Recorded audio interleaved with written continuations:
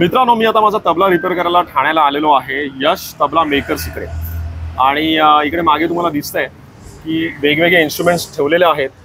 आता मी त्यांच्याशी गप्पा मारणार आहे आणि ते आपल्याला माहिती देतील तबल्याबद्दल, त्यांच्या व्यवसायाबद्दल. चला तर मग जाणून घेऊ ते काय म्हणतायत. पुढच्या संडेला एक कार्यक्रम आहे आणि त्यासाठी तबला सेट करायचा होता. बरेच दिवसात मी तबला वाजवला नव्हता, तर म्हटलं एकदा खेचून घेऊ. डबलवादी करण्यासाठी मी इकडे आलेलो आहे आणि आता ते मला तबला छान ट्यून करून देत आहेत. यांच्या दुकानाचं नाव आहे यश तबला मेकर्स. तर यश हे नाव त्यांनी काय म्हणून ठेवलं असेल, तर हे आपल्या समोर जे बसले ते आहेत यश आणि ते छान तबला सेट करतात. मला फक्त तबलाच नाही तर इकडे इतर पण इन्स्ट्रुमेंट्स दिसत आहेत. मृदुंगम आहे, ढोलकी आहे, तबला तर तुम्हाला दिसतोच आहे. तर चला त्यांच्याशी जरा गप्पा मारूया. तर आपलं नाव यश, राईट? आणि तुम्ही ह्या व्यवसायात किती वर्षांपासून आहात? मी या व्यवसायात एक 15 वर्ष झाले. अच्छा. म्हणजे ह्या व्यवसायात मी तिसरी पिढी आहे. हे माझे बाबा आहेत, आमचे आजोबा होते, त्यानंतर माझे पप्पा आले, त्यानंतर आता मी आहे. म्हणजे एक गोष्ट ह्यातून शिकण्यासारखी आहे की वडिलोपार्जित बिझनेस किंवा व्यवसाय, आजकालच्या मुलांना असं वाटतं की अरे नाही, मी इंजिनियर होतो, डॉक्टर होतो, त्याच्यात जास्ती सक्सेस आहे किंवा व्हॉट एव्हर. पण आज हे उदाहरण इकडे आहे. आणि मित्रा, वय किती आहे? माझं वय 27. म्हणजे यश माझ्यापेक्षा लहान असल्यामुळे मी त्याला अरेतुरे करतोय. आणि 27 वर्षाचा मुलगा आज आजोबांनी सुरू केलेला व्यवसाय वडिलांनी चालू ठेवला, वडिलांकडनं आज मुलांनी हाती घेतलेला आहे. आणि इकडे जर तुम्ही सेटअप बघितलात तर मला व्यवस्थित, म्हणजे तुम्हाला music related instrument, percussion instruments related जर तुम्हाला कुठच्याही प्रकारची सर्व्हिस हवी असेल तर आय थिंक ते नक्कीच तुम्हाला ते अरेंज करून देतील. बिलकुल. आणि यश, मग मला एक सांग की आज तू 15 वर्षांपासून तू या व्यवसायात आहेत, त्याच्या आधी वडील होते, तर तुम्हाला म्हणजे तुमचं शॉप आधीपासून इकडेच होतं? नाही, ऍक्च्युली आमचं शॉप पहिले सर्वात स्टार्टिंग मध्ये पहिले ते पप्पा जे आहेत ते घरी करायचे.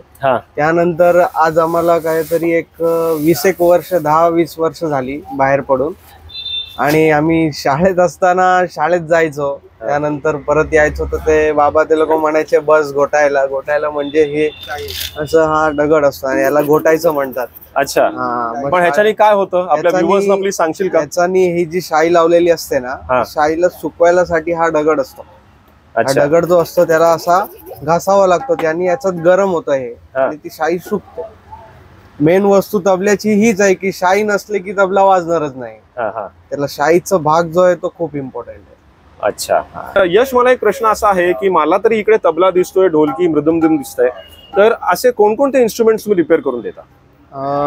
लेदर मध्ये वाजणारे जेवढे इन्स्ट्रुमेंट आहेत, ज्यांना लेदरची स्किन लागते, ते सगळे इन्स्ट्रुमेंट आपण बनवतो. त्यात झालं तबला, ढोलक, ढोलकी, पखवाज, बोंगो, त्यानंतर कॉंगो असतो तो 3 स्टेज सेट वाला, जेम्बे पण, मग जेम्बे, ते सगळे इन्स्ट्रुमेंट आपण लेदरी जेवढे इन्स्ट्रुमेंट आहेत, लेदरचा ज्याचा वापर होतो सगळं आपण बनवतो. अच्छा. मग आय थिंक आता तुम्ही एखादा इन्स्ट्रुमेंट, फॉर एक्झाम्पल तबला जर ट्यून करायचा असेल तर तुम्हाला पेटी कोणी स्वर धरायची गरज नसेल, हे सगळं इकडे सेट झालं असेल एव्हा ना? हो, बरोबर आहे. सर्वात आधी काय असतं की नॉर्मली अशी ही ओपन खोड असतात. हे जे खोड आहेत ना, याला लाल सिसमची खोड म्हणतात. हे खोड जेव्हा त्याला ड्राय करून त्याच्यावर पॉलिश वगैरे करून ही अशी पुडी बांधावी लागते त्याला. हे पहिले रॉ मटेरियल घेऊन लेदर वगैरे ठेवलंय आणि आता याच्यावर अशी गजऱ्याची ना ही बांधणी करण्यात येईल. ही त्याची ही सगळी लेदर आहेत, त्याची बांधणी वगैरे करून याला 4 दिवस सुकवावं लागतं. त्यानंतर हे शाईची प्रोसेस आहे.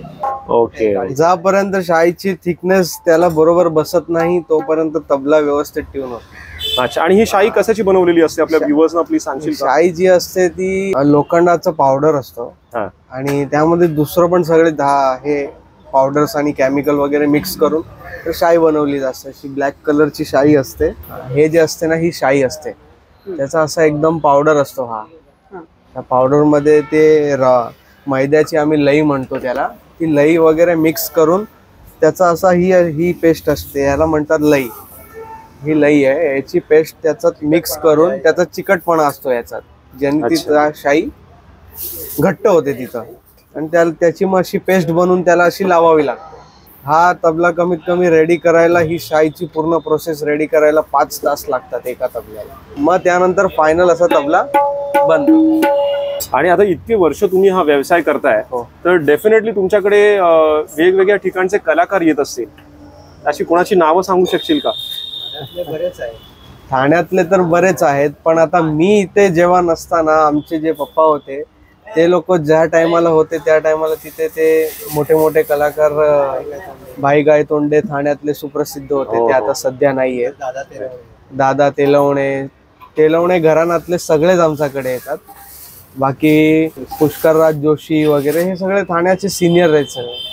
म्हणजे ही सगळी दिग्गज मंडळी आपण ज्यांचे कार्यक्रम बघितलेले आहेत, त्यांची नावं आपण ऐकतो वेगवेगळ्या माध्यमातून, तर त्यांच्या म्युझिकच्या ग्रेटनेसमध्ये यांच्या टीमचा हातभार आहे असं मी समजतो. तर मित्रांनो, तुमचे म्युझिकल इन्स्ट्रुमेंट्स तबला, डग्गा, ढोलकी, मृदंगम, पखवाज, जेम्बे, कॉंगो असे काही रिपेअर करायचे असल्यास तुम्ही यश तबला मेकर्सशी संपर्क साधू शकता. व्हिडिओच्या एंडला मी त्यांचा कॉन्टॅक्ट नंबर दिलेला आहे आणि डेफिनेटली तुमचे इन्स्ट्रुमेंट्स इकडे आणा, छान ट्यून करून घ्या आणि मस्त परफॉर्म करा. आणि त्याचे त्या व्हिडिओची लिंक मला तुम्ही शेअर करा. ओके, जय हिंद, जय भारत. थँक्यू.